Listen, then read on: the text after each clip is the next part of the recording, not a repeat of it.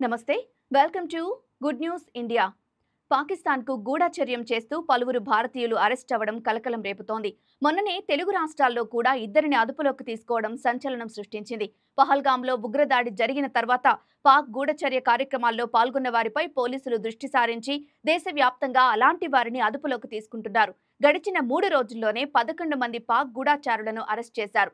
వీరిలో హర్యానాకు చెందిన travel blogger జ్యోతి మల్హోత్రాతో పాటు ఓ సెక్యూరిటీ గార్డ్, యాప్ డెవలపర్, విద్యార్థులు, సామాన్యులు ఉన్నారు. భారతదేశ భద్రతకు సంబంధించిన సున్నితమైన సమాచారాన్ని పాకిస్తాన్కు చేరవేస్తున్న ఆరోపణలపై పంజాబ్, హర్యానా, ఉత్తరప్రదేశ్లో పోలీసులు వీరిని అదుపులోకి తీసుకున్నారు. నిందితుల్లో పంజాబ్కు చెందిన 32 ఏళ్ల వితంతువు గుజాలా, యమీన్ మహ్మద్లు ఆర్థిక కార్యకలాపాలు, వీసా సంబంధిత అంశాల్లో పాక్ హైకమిషన్ మాజీ ఉద్యోగి డానిష్తో కలిసి పనిచేస్తున్నట్లు పోలీసులు తెలిపారు. అలానే ఆపరేషన్ సింధూర్ సమయంలో పాకిస్తాన్కు సున్నితమైన సమాచారాన్ని అందజేశారు అనే ఆరోపణలతో పంజాబ్కు చెందిన సుఖ్ప్రీత్ సింగ్ అరెస్ట్ అయ్యారు. ఉత్తరప్రదేశ్కు చెందిన షెహజార్ పాకిస్తాన్కు అనేకసార్లు వెళ్లాడని, ఐఎస్ఐ ఏజెంట్లతో అతనికి సన్నిహిత సంబంధాలున్నాయని అతన్ని అరెస్ట్ చేసి విచారిస్తున్నారు పోలీసులు.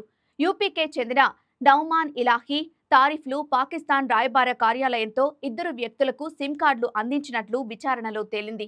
మహమ్మద్ ముర్తజా అలీ, దేవేందర్ సింగ్లు పంజాబ్ ప్రాంతం వారు. వీరు చాలా కీలకమైన సమాచారాన్ని పాక్కు అందించినట్లు తెలుస్తోంది. వీరందరూ అరెస్ట్ కాగా వీరిలో యూట్యూబర్ జ్యోతి మల్హోత్రా కేసు విచారణలో సంచలన విషయాలు వెలుగులోకొస్తున్నాయి.